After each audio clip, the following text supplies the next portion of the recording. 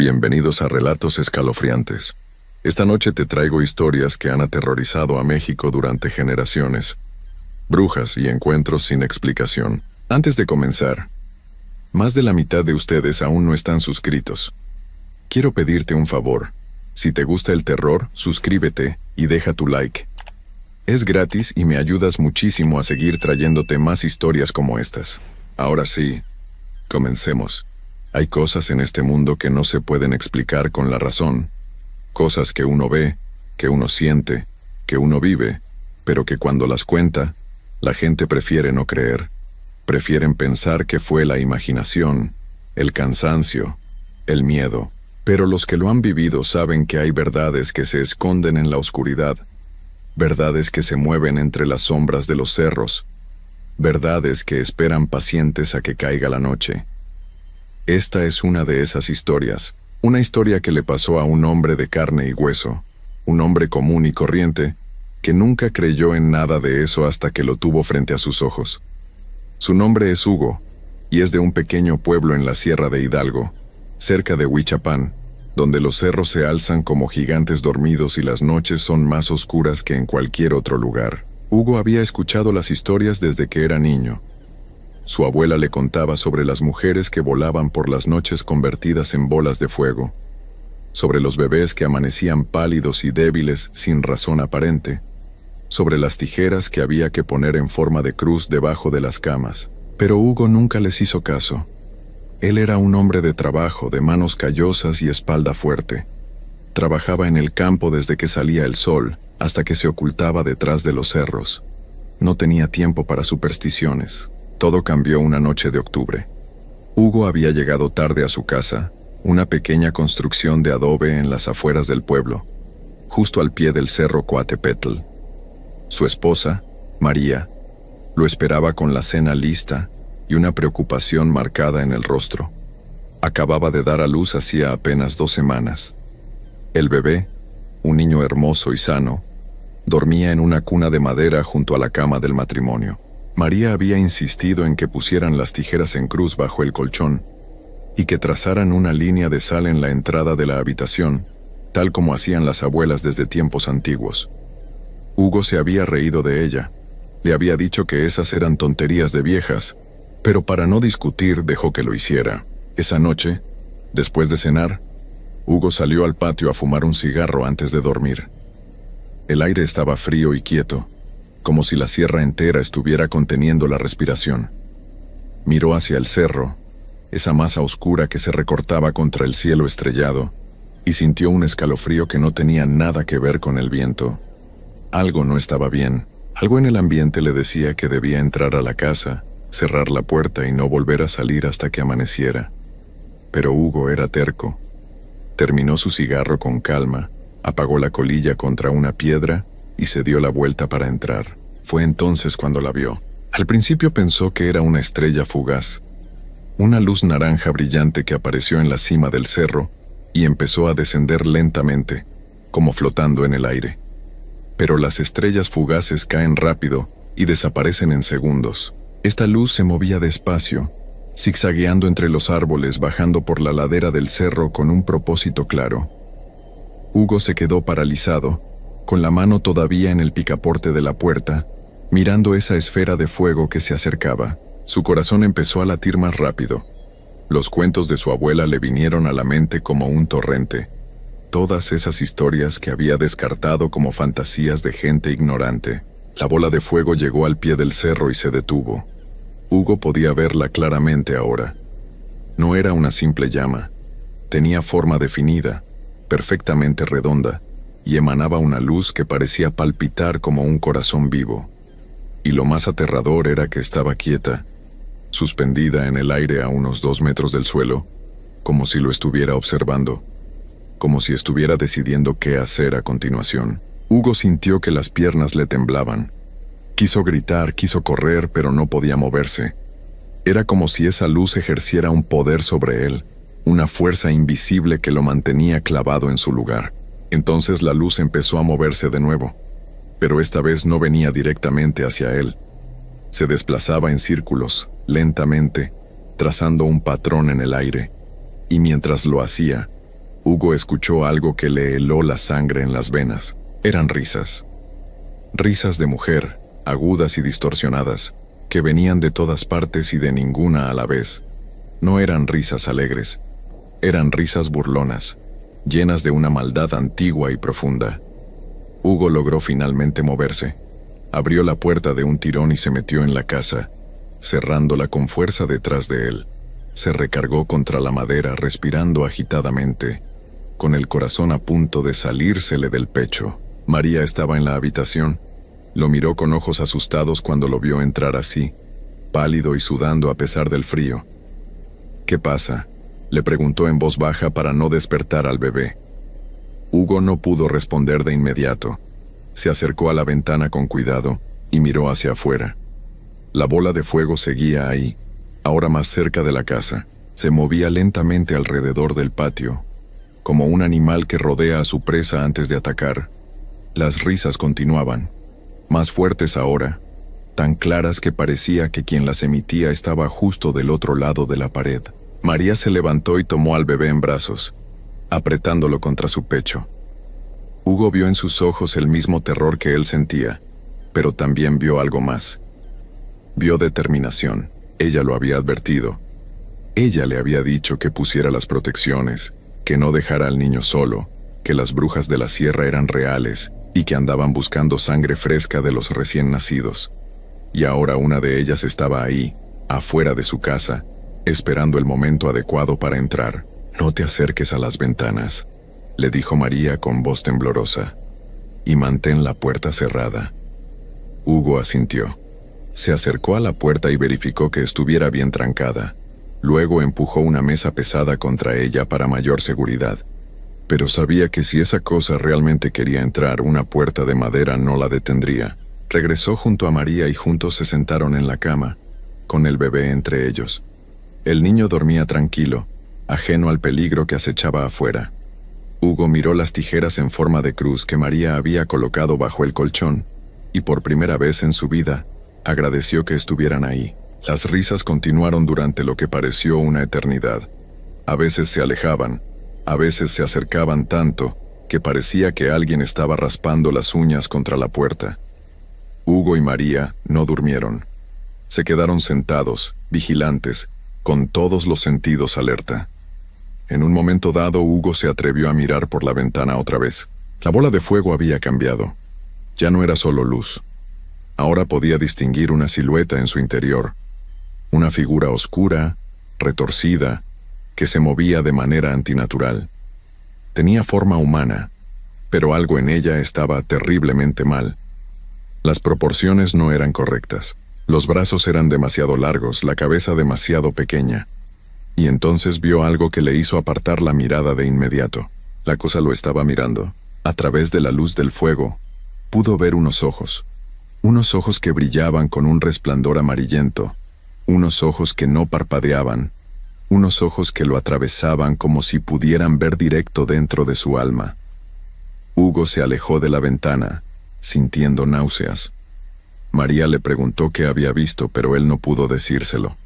No podía encontrar las palabras para describir esa cosa. Pasaron las horas. El bebé se despertó una vez y María le dio de comer mientras Hugo montaba guardia. Las risas habían cesado, pero la presencia seguía ahí. Hugo lo sabía. Podía sentirla. Era como una presión en el aire, como un peso invisible que oprimía el pecho y dificultaba la respiración. Cuando finalmente empezó a clarear el horizonte, cuando los primeros rayos de sol tocaron la cima del cerro Coatepetl, Hugo sintió que la presión disminuía. Se acercó de nuevo a la ventana, con más cuidado esta vez, y miró hacia afuera. La bola de fuego había desaparecido. El patio estaba vacío. Todo parecía normal, como si nada hubiera pasado. Pero Hugo sabía la verdad. Abrió la puerta con cuidado y salió. El aire de la mañana era fresco y limpio, pero en el suelo del patio, justo donde había visto la luz flotando, había marcas. Marcas oscuras en la tierra, como si algo ardiente hubiera estado ahí. Y había huellas de pies descalzos que se dirigían desde ese punto hacia la puerta de la casa, y luego se alejaban de nuevo hacia el cerro. pero no eran huellas normales. Le faltaba un pie completo a cada rastro, como si la criatura que las había dejado solo tuviera una pierna. Hugo recordó las historias. Las brujas se quitaban las piernas para transformarse, decía su abuela. Vuelan como guajolotes sin una pata, brillando en la noche como fuego del infierno, y buscan la sangre de los inocentes para alimentarse y mantenerse con vida. Hugo sintió que las piernas le flaqueaban. Se sentó en el suelo del patio, temblando, mirando esas huellas imposibles. María salió de la casa con el bebé en brazos. Cuando vio las marcas en el suelo, no dijo nada. Solo se acercó a Hugo, se arrodilló junto a él y lo abrazó. Ambos se quedaron ahí, en el patio de su pequeña casa, mientras el sol terminaba de salir y bañaba la sierra con su luz dorada. Pero esa luz no traía consuelo, porque ambos sabían que volverían a caer las tinieblas, y cuando lo hicieran, la cosa del cerro regresaría. Esa noche fue solo la primera. Los días siguientes fueron normales en apariencia. Hugo salía a trabajar al campo como siempre. María cuidaba del bebé y de la casa, pero algo había cambiado entre ellos. Hablaban menos, se miraban más. Y cuando caía la tarde y el sol empezaba a descender, ambos sentían esa tensión en el estómago, ese nudo de angustia que no se iba. Hugo ya no se quedaba hasta tarde afuera. Antes de que oscureciera completamente, ya estaba dentro de la casa con todas las puertas y ventanas bien cerradas. María reforzó las protecciones. Puso más tijeras en cruz, no solo bajo el colchón, sino también en las ventanas. Trazó líneas de sal en todos los umbrales. Incluso fue al pueblo y consiguió agua bendita que roció por toda la casa. Durante 3 noches no pasó nada. Hugo empezó a pensar que tal vez la cosa se había ido, que había encontrado otra víctima en otro lugar. Pero en el fondo sabía que eso no era cierto.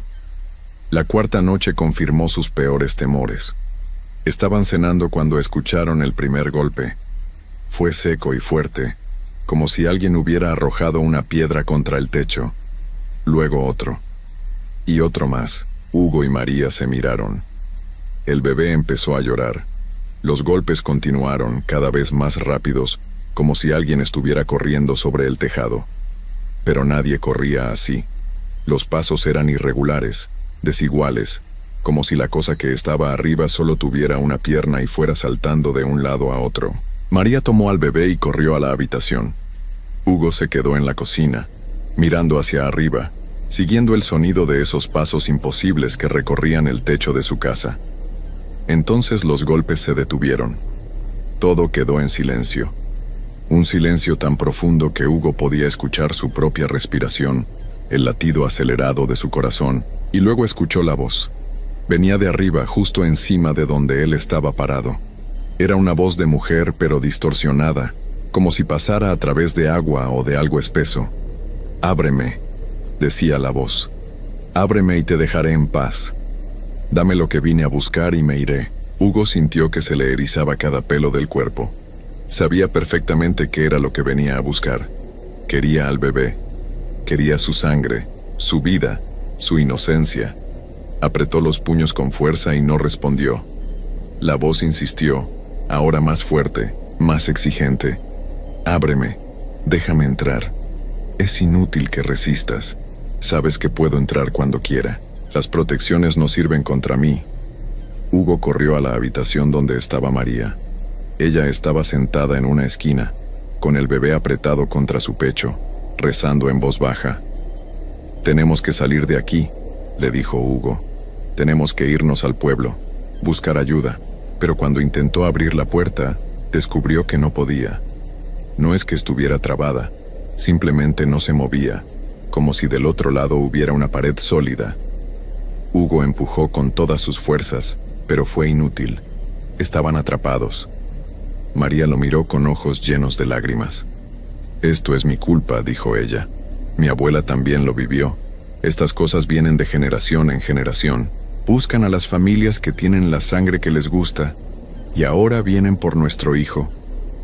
Hugo no entendió al principio lo que María estaba diciendo, pero no tuvo tiempo de preguntar. El techo empezó a crujir. No eran solo pasos ahora. Sonaba como si estuvieran arrancando las tejas, como si estuvieran abriendo un agujero para entrar. Hugo tomó una silla y se preparó para defender a su familia. No sabía contra qué estaba luchando ni cómo podría pelearle a esa cosa, pero no iba a quedarse sin hacer nada. El crujido se intensificó. Polvo y pequeños trozos de adobe empezaron a caer del techo. María gritó. En el centro del techo se estaba formando una grieta que se extendía rápidamente, y a través de esa grieta, Hugo pudo ver algo que le detuvo el corazón. Una mano. Una mano delgada y retorcida, con uñas largas y negras como garras, que se aferraba al borde de la grieta y tiraba hacia abajo, arrancando más pedazos del techo. La grieta se hizo más grande, suficientemente grande para que Hugo pudiera ver lo que estaba del otro lado. Y lo que vio le hizo desear nunca haber nacido. Era una mujer, o al menos había sido una mujer alguna vez. Pero ahora era otra cosa. Su piel era grisácea y colgaba floja de sus huesos como si no hubiera suficiente carne debajo para sostenerla. Su cabello era largo y enmarañado, lleno de tierra y ramitas. Su rostro era lo peor. Los ojos eran enormes, demasiado grandes para las cuencas que los contenían, y brillaban con esa luz amarillenta que Hugo había visto antes. La boca estaba abierta en una sonrisa que mostraba dientes puntiagudos y manchados. Y tenía razón sobre la pierna. Solo tenía una. La otra era un muñón que terminaba en la rodilla, pero eso no parecía molestarle. Se sostenía del techo con una fuerza sobrenatural. La criatura metió la cabeza por el agujero y miró directamente a María y al bebé. Sus ojos se iluminaron con un hambre antigua. «Ahí estás», dijo con esa voz distorsionada. «Qué niño más hermoso. Dame un poco de su luz. Solo un poco. No lo voy a lastimar mucho». Hugo no lo pensó. Se lanzó hacia adelante y golpeó a la criatura en la cara con la silla. El impacto fue sólido, real. La cosa chilló y se echó hacia atrás, soltando el techo. Hugo escuchó un golpe sordo afuera, como si hubiera caído. Rápidamente arrastró la cama bajo el agujero para que no pudiera volver a entrar por ahí tan fácilmente. Pero la tregua duró poco. Los golpes empezaron en las paredes ahora, en todas las paredes al mismo tiempo, como si hubiera varias de esas cosas rodeando la casa, o como si se moviera tan rápido que parecía estar en todos lados a la vez. María lloraba sin control. El bebé gritaba con una fuerza que Hugo no sabía que los bebés podían tener. Las ventanas empezaron a sacudirse. Las tijeras en cruz cayeron al suelo. La sal se dispersó como si un viento invisible la hubiera soplado. Las protecciones se estaban rompiendo. Hugo lo sabía, y no había nada que pudiera hacer al respecto. Entonces, tan repentinamente como había empezado, todo se detuvo. Los golpes cesaron. El silencio regresó. Hugo y María se quedaron congelados, esperando. Pasaron 1, 2, 3 minutos. Nada. Hugo se atrevió a moverse hacia la ventana. Con cuidado, apartó un poco la cortina y miró afuera. El patio estaba vacío. No había nada, ni luces, ni sombras, ni movimiento, solo la noche tranquila de la sierra. Pero Hugo sabía que eso no significaba que se hubiera ido. Regresó junto a María. Pasaron el resto de la noche despiertos, vigilantes, esperando que el amanecer llegara y los salvara una vez más. Y llegó, como siempre lo hace. Pero cuando Hugo salió a revisar los daños, encontró algo que le heló la sangre. En la puerta principal, tallado en la madera con esas garras negras y afiladas, había un mensaje. 3 palabras simples que no necesitaban explicación. Volveré por él. Hugo pasó los dedos por las marcas profundas en la madera. Eran reales. Todo había sido real. Y la amenaza también lo era. Entró a la casa y encontró a María sentada en la cama, meciéndose lentamente con el bebé en brazos. Ella lo miró con ojos vacíos, derrotados. Ya lo sabía. Los días pasaron, pero la esperanza no regresó. Hugo intentó buscar ayuda. Fue con el cura del pueblo, quien le dio más agua bendita y algunas oraciones, pero le dijo con tristeza que si las brujas de la sierra habían marcado a su familia, no había mucho que pudiera hacer la iglesia. Fue con las curanderas viejas del pueblo, Esas mujeres que conocían los secretos antiguos. Ellas le dieron amuletos y hierbas. Le enseñaron rituales de protección. Pero todas le dijeron lo mismo. Estas cosas no se van. Una vez que te eligen, te siguen hasta conseguir lo que quieren. O hasta que ya no quede nada que tomar. Hugo reforzó la casa lo mejor que pudo. Reparó el techo, puso barrotes en las ventanas, colgó ajos y crucifijos por todas partes. Cada noche convertía su hogar en una fortaleza. Y cada noche, sin falta, la cosa regresaba. A veces venía como bola de fuego. Otras veces solo escuchaban los pasos en el techo. Algunas noches era peor, con golpes y gritos y voces que los llamaban por sus nombres. El bebé dejó de crecer bien. Empezó a palidecer, a perder peso, a llorar sin parar. María decía que la criatura le estaba chupando la vida poco a poco, incluso sin tocarlo. Solo con estar cerca, con acechar, con esperar. Hugo dejó de dormir. Las ojeras bajo sus ojos se hicieron tan profundas que parecían agujeros. Perdió peso. Sus manos temblaban constantemente. En el pueblo la gente empezó a hablar. Decían que la casa de Hugo estaba maldita, que debía quemarla y mudarse a otro lugar. Pero Hugo sabía que eso no serviría de nada. La cosa no estaba atada a la casa. Estaba atada a su familia, a su hijo. Los seguiría a donde fueran.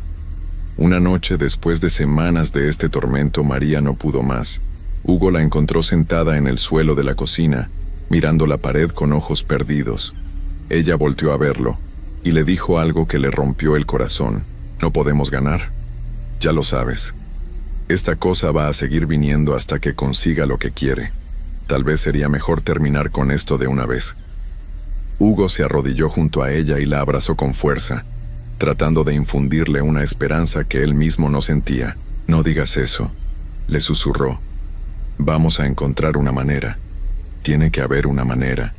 Pero en el fondo, en lo más profundo de su alma, Hugo sabía que María tenía razón. No había salida. No había escapatoria. Habían sido marcados, elegidos, condenados. Esa noche fue diferente a todas las demás. La criatura no golpeó las paredes ni caminó en el techo. No hubo risas ni voces. En cambio, simplemente apareció. Hugo estaba sentado en la habitación, vigilando como todas las noches, cuando vio una sombra formarse en la esquina del cuarto. No vino de afuera. No rompió ninguna ventana ni puerta. Simplemente estaba ahí, como si siempre hubiera estado ahí y solo ahora la pudieran ver. La sombra creció, se hizo más densa, más sólida, y entonces ella salió de la oscuridad. La bruja, en toda su horrible gloria, ya no estaba rodeada de fuego. Ahora Hugo podía verla claramente, cada detalle repugnante de su forma corrupta. María gritó y apretó al bebé contra su pecho. Hugo se puso de pie, colocándose entre su familia y la criatura. Pero sabía que era inútil. La bruja se acercó lentamente, cojeando sobre su única pierna, pero moviéndose con una gracia antinatural. Extendió su mano huesuda hacia el bebé. «Ya es hora», dijo con esa voz que parecía venir de una tumba. «He esperado suficiente. El niño es mío ahora». Hugo intentó golpearla, pero su mano pasó a través de ella como si fuera humo. La bruja rió, esa risa horrible que había escuchado tantas veces. «No puedes tocarme, pero yo sí puedo tocarte a ti», y lo hizo. Su mano se materializó lo suficiente para agarrar a Hugo del cuello y arrojarlo contra la pared con una fuerza imposible. Hugo sintió que las costillas se le quebraban con el impacto. Cayó al suelo, sin aire, viendo estrellas. A través de la niebla del dolor vio a la bruja acercarse a María. Vio a su esposa retroceder hasta que su espalda tocó la pared. Vio a la criatura inclinarse sobre el bebé, olfateándolo como un animal. Y entonces vio algo que nunca olvidaría. El bebé dejó de llorar. Se quedó completamente quieto, mirando a la bruja con esos ojos grandes e inocentes. Y la bruja sonrió. Una sonrisa llena de dientes podridos y malicia pura. Hugo intentó levantarse, pero su cuerpo no respondía. Solo podía ver, impotente, mientras la pesadilla se desarrollaba frente a él. La bruja extendió un dedo largo y lo puso sobre la frente del bebé.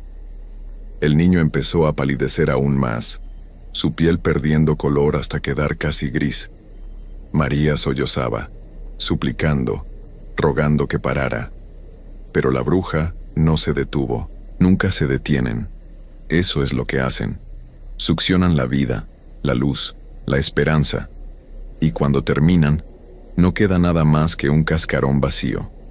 Hugo finalmente logró moverse. Gateó hacia ellas, arrastrándose por el suelo, dejando un rastro de sangre de sus costillas rotas. Pero era demasiado tarde. La bruja terminó lo que había venido a hacer. Retiró su mano de la frente del bebé y se echó hacia atrás, como satisfecha después de una buena comida. El bebé estaba quieto en los brazos de María. Demasiado quieto. Sus labios habían perdido todo color. Sus ojos estaban abiertos pero vacíos, mirando a la nada. María lo sacudió suavemente, llamándolo por su nombre, pero el niño no respondió. La bruja se dio la vuelta y empezó a alejarse, disolviéndose de nuevo en las sombras. Antes de desaparecer completamente, miró a Hugo una última vez, y le sonrió. Era una sonrisa de victoria, de satisfacción. Cuando el amanecer llegó, Hugo y María seguían en el piso de la habitación.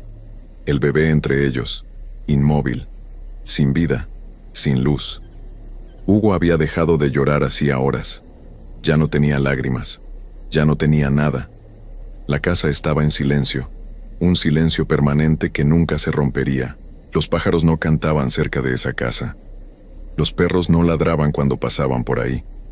Era como si la naturaleza misma supiera que ese lugar estaba marcado, que algo terrible había ocurrido entre esas paredes, y que algo terrible podría volver a ocurrir. Dicen en el pueblo que Hugo y María se fueron después de eso. Algunos dicen que se mudaron a la ciudad, tratando de escapar de los recuerdos. Otros dicen que nunca salieron de la sierra, que siguen ahí, en algún lugar entre los cerros, convertidos en sombras de lo que fueron. Y la casa sigue ahí, al pie del cerro Coatepetl, vacía, abandonada, con ese agujero en el techo que nunca se reparó. Y si pasas por ahí en las noches sin luna, cuando la oscuridad es más profunda, todavía puedes ver una luz naranja que baja del cerro, una bola de fuego que se mueve entre los árboles, buscando, siempre buscando, porque las brujas de la sierra nunca duermen, nunca descansan. Están ahí en la oscuridad, esperando el momento perfecto, esperando a las familias con bebés recién nacidos, esperando que alguien baje la guardia, que alguien se olvide de poner las tijeras en cruz, que alguien piense que son solo historias viejas sin fundamento, y cuando encuentran esa oportunidad, atacan, y cuando atacan, no hay salvación, no hay escape, solo queda la oscuridad, el silencio y el vacío que dejan atrás. Las protecciones no sirvieron, las oraciones no ayudaron, nada pudo detener lo que tenía que pasar. Esa es la historia de Hugo, el hombre de la sierra de Hidalgo que no creía en brujas hasta que fue demasiado tarde. La historia de un padre que perdió todo tratando de proteger lo que más amaba. Y es una advertencia para todos los que viven en esos pueblos olvidados entre los cerros, donde la modernidad no ha llegado a desterrar los viejos miedos. Porque algunos miedos existen por una razón. Algunas historias se cuentan no para entretener, sino para advertir. Y algunas cosas en este mundo son reales, aunque preferimos no creerlo. Tan reales como el dolor de Hugo, tan reales como las lágrimas de María, tan reales como la luz que se apagó en los ojos de su hijo aquella noche terrible. Y en las noches más oscuras, cuando el viento sopla entre los pinos de la sierra y trae consigo ese olor a tierra mojada y miedo antiguo, todavía se pueden escuchar esas risas, agudas y distorsionadas, llenas de hambre, llenas de maldad, las risas de las brujas que vuelan como bolas de fuego sobre los cerros de Hidalgo, buscando, siempre buscando, y cuando encuentran lo que buscan, nadie puede detenerlas. Nadie. A veces, la verdad es más difícil de aceptar que la mentira. Podemos pasar toda la vida convencidos de que ciertas cosas no existen, que son solo cuentos de viejos para asustar a los niños. Pero hay momentos en la vida donde lo imposible se vuelve real, donde lo que siempre negamos aparece frente a nosotros y ya no podemos seguir dudando. Esta es una de esas historias. Una historia que le ocurrió a un hombre común y corriente, un hombre de fe que nunca imaginó que lo que había escuchado en las comunidades donde predicaba era más que una simple leyenda. Pastor Elías Ramírez, de San Andrés Tuxtla, había dedicado más de 20 años de su vida a llevar la palabra de Dios a las comunidades más alejadas de Veracruz. Era un hombre de unos 45 años, de complexión delgada pero fuerte, curtido por las largas caminatas bajo el sol veracruzano. Su rostro mostraba las marcas del tiempo y del trabajo constante, pero sus ojos conservaban esa chispa de esperanza que solo tienen quienes creen profundamente en algo más grande que ellos mismos. Viajaba constantemente entre pueblos pequeños, llevando Biblias, palabras de aliento y algo de medicina básica para quienes lo necesitaban. Durante años el pastor Elías había escuchado las historias. En cada comunidad, los ancianos le advertían sobre las tepas.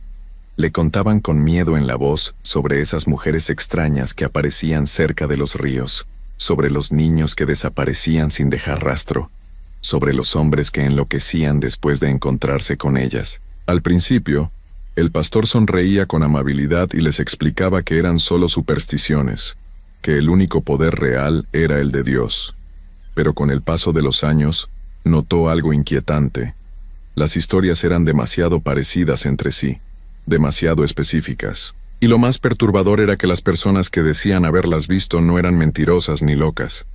Eran gente trabajadora, honesta, que temblaba al recordar lo que habían presenciado. Un día de marzo del año 2023, el pastor Elías recibió una petición urgente de la comunidad de El Saladero, cerca del río Tancochín.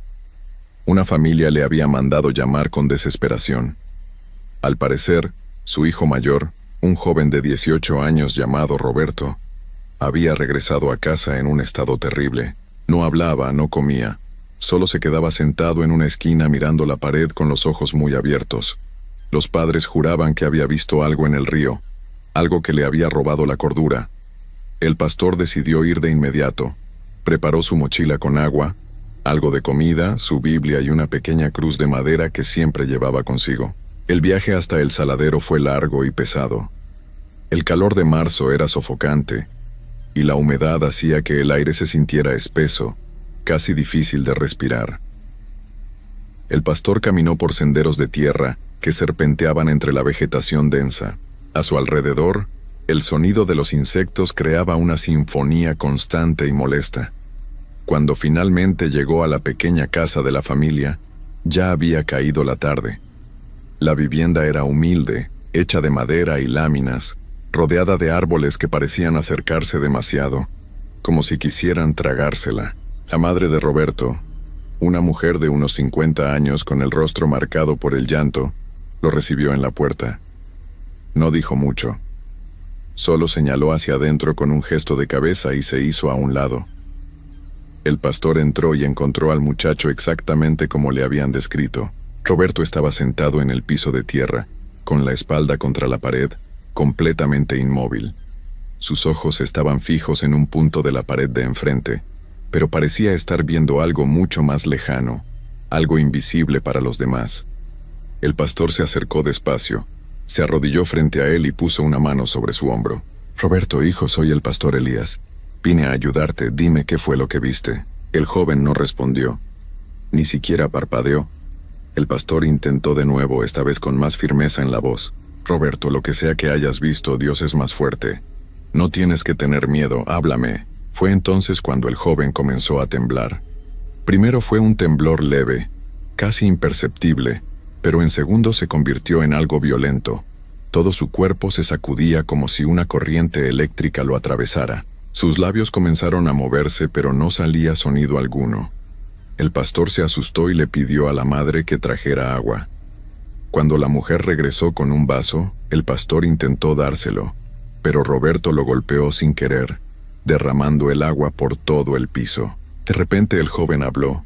Su voz era ronca como si no la hubiera usado en días. «Ella me llamó y yo fui». El pastor sintió un escalofrío recorrerle la espalda. «¿Quién te llamó, Roberto? ¿Quién?».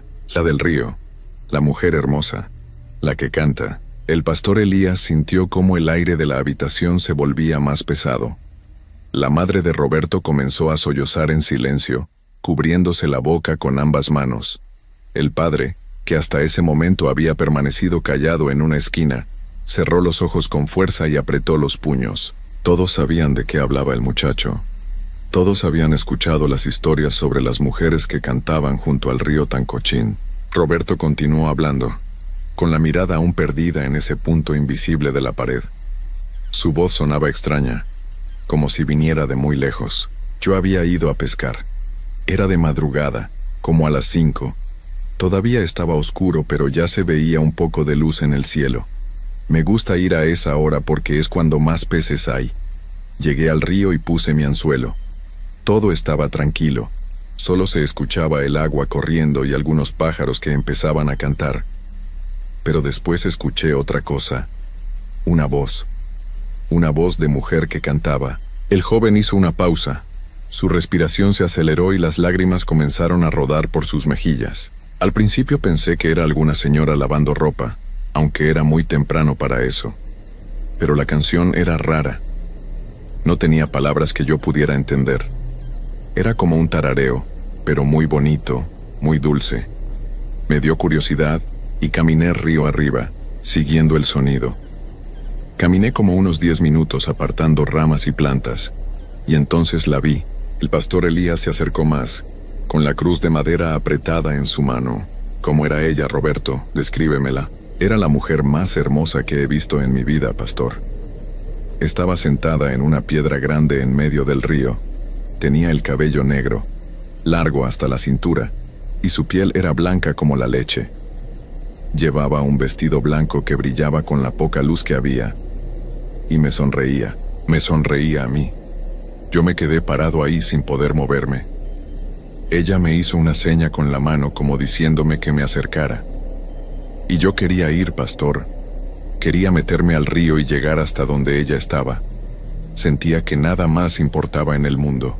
¿Y qué pasó entonces, hijo? Di un paso hacia el agua. Iba a entrar. Pero entonces escuché un ruido detrás de mí. Un animal, creo que era un tlacuache, que hizo ruido entre las hojas. Me distraje solo un segundo. Volteé a ver qué era. Y cuando volví a mirar hacia la piedra, ella ya no estaba sola. Roberto comenzó a temblar nuevamente. Sus ojos se abrieron todavía más, llenos de terror puro. Había más. Muchas más. Como 5 o 6 mujeres, todas parecidas, todas con vestidos blancos, todas mirándome. Pero ya no sonreían.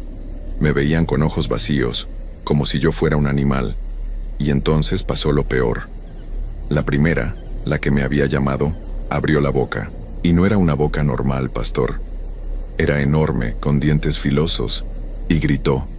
Fue un grito horrible, como de un animal herido, pero también como risa.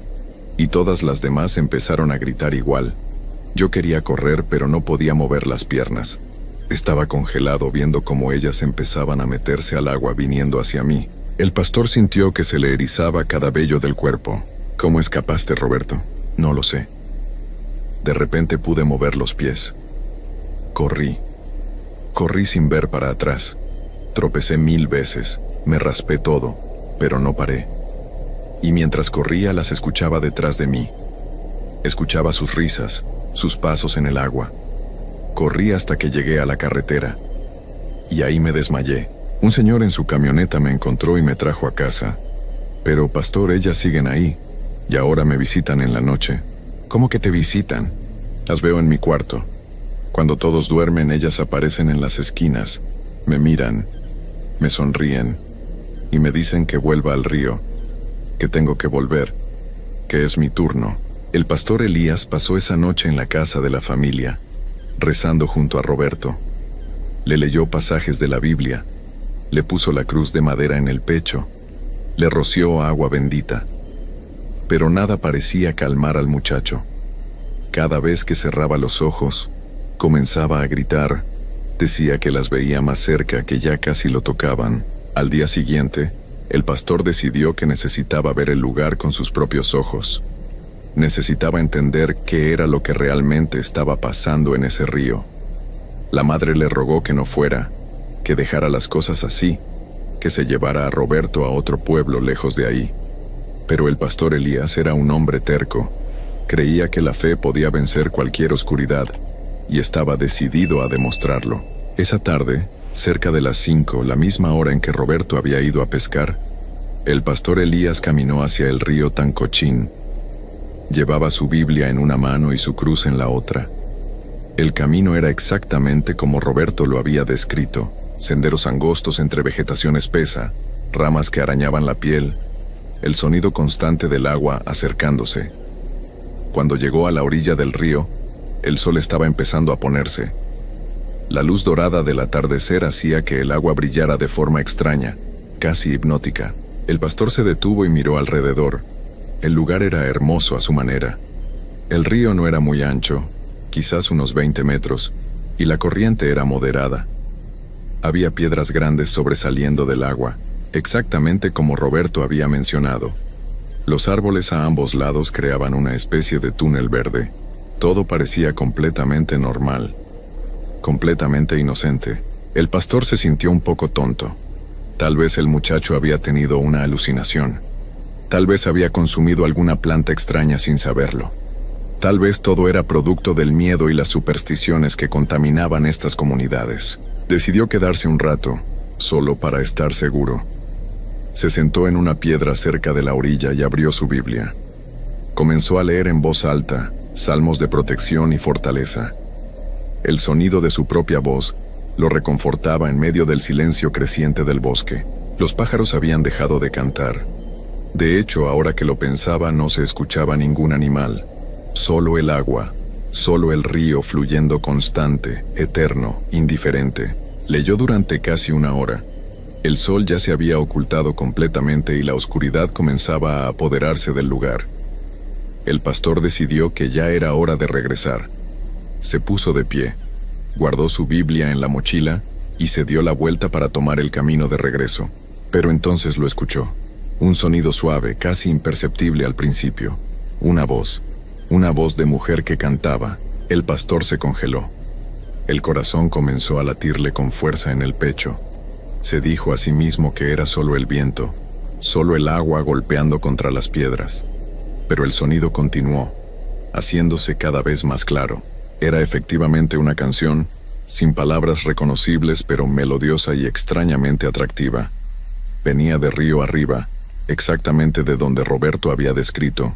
Cada fibra de su ser le decía que corriera, que se fuera de ahí inmediatamente. Pero el pastor Elías era un hombre de fe. Y la fe, pensó, no huye de la oscuridad. La enfrenta. Con la cruz apretada en su mano derecha y recitando una oración en voz baja, comenzó a caminar hacia el origen del canto. Sus piernas temblaban, pero continuó avanzando, apartando ramas, pisando sobre raíces y piedras resbaladizas. El canto se hacía más fuerte con cada paso. Ya no era solo una voz, eran varias. Un coro de voces femeninas que se entrelazaban en una armonía imposible.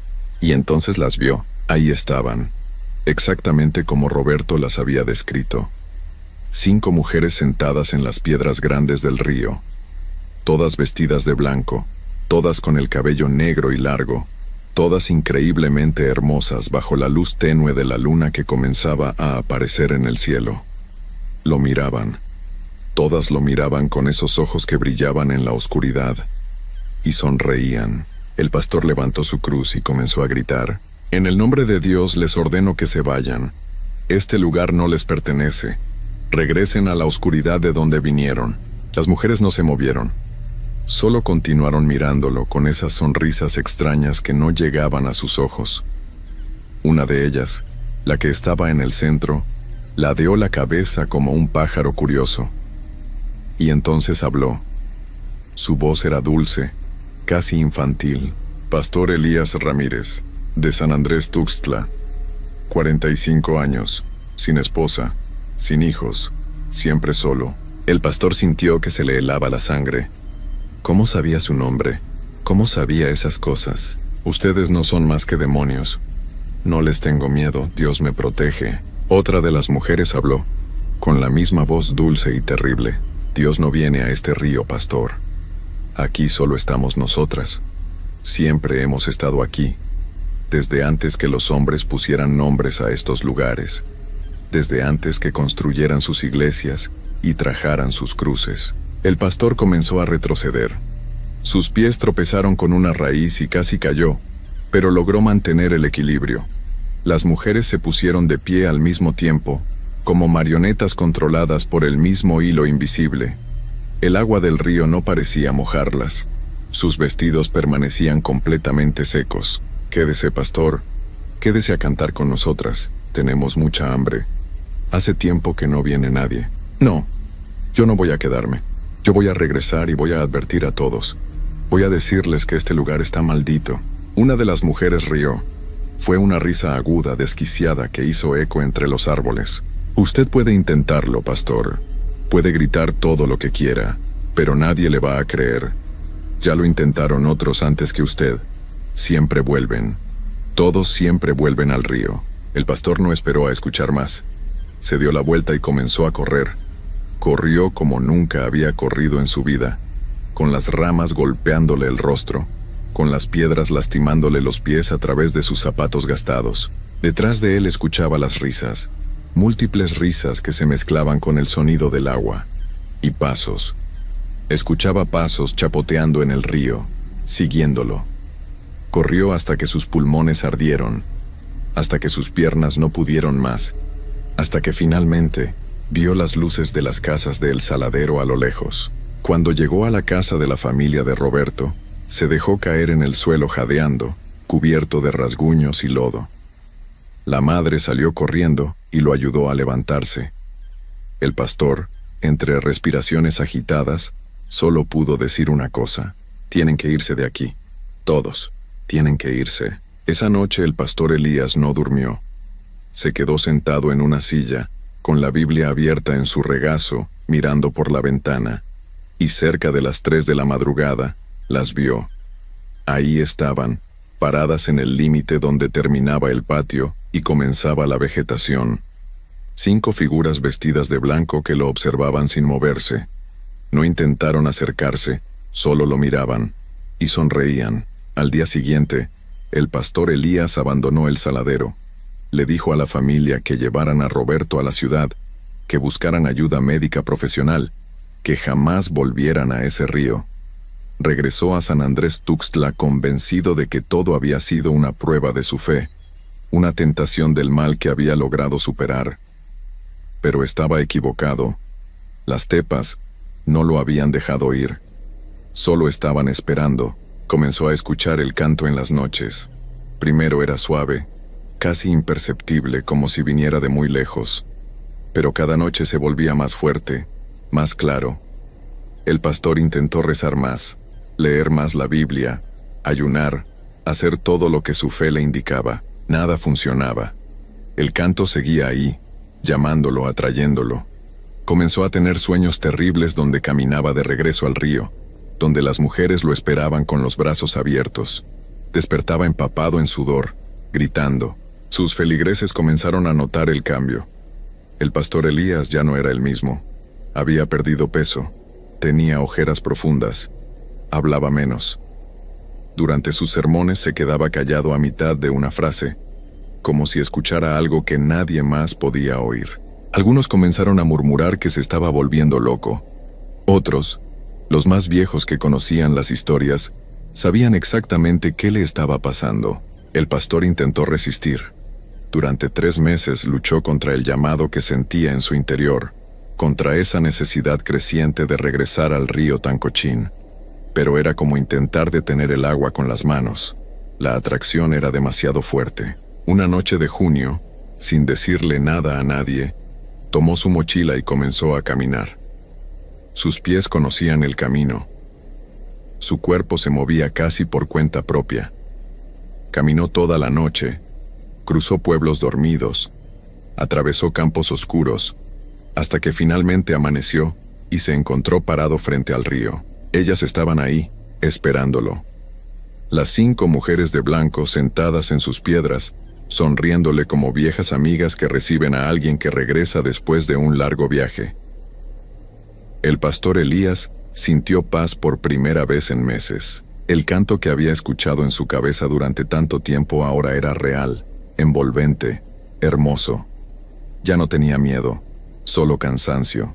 Un cansancio profundo de luchar, de resistir, de intentar entender. Dio un paso hacia el agua. Las mujeres extendieron sus manos hacia él, todavía sonriendo. El agua estaba fría cuando la tocó con su pie descalzo, pero no le importó. Dio otro paso, y otro. El agua le llegaba ya a las rodillas. Las mujeres comenzaron a cantar más fuerte, sus voces llenando todo el espacio, toda su mente. El pastor cerró los ojos y se dejó llevar por el sonido. Ya no pensaba en Dios, ni en la salvación, ni en nada. Solo existía el canto. Cuando el agua le llegó al pecho, sintió manos frías tocando sus brazos. Abrió los ojos y ellas estaban ahí, rodeándolo. De cerca eran todavía más hermosas, pero también más terribles. Sus ojos no tenían pupilas, solo eran blancos completos. Sus sonrisas revelaban dientes demasiado afilados, demasiado numerosos. Pero ya no importaba. El pastor estaba en casa. Lo último que pensó antes de que el agua cubriera su cabeza fue que Roberto tenía razón. Todos volvían al río. Siempre volvían. No porque quisieran, sino porque el río nunca dejaba ir a quienes una vez habían escuchado el canto. Días después, un pescador encontró la mochila del pastor Elías en la orilla del río Tancochín.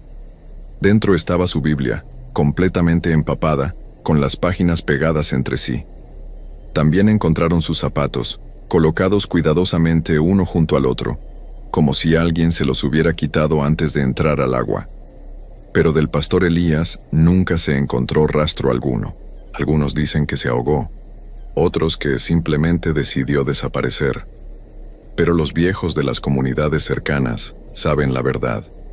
Saben que el pastor Elías se unió a las Tepas, que ahora es parte del río, parte de ese lugar donde la fe no alcanza y donde Dios no mira. Y en las noches sin luna, cuando el viento sopla de cierta manera, todavía se puede escuchar el canto, ese canto dulce y terrible que viene del río Tancochín. Y de vez en cuando, los que se atreven a acercarse juran que ya no son 5 las figuras de blanco que se ven en las piedras, ahora son 6. Y una de ellas, la más nueva, la que está un poco apartada del resto, sostiene en sus manos una cruz de madera. Una cruz que ya no tiene ningún poder en ese lugar, porque el río nunca suelta lo que es suyo.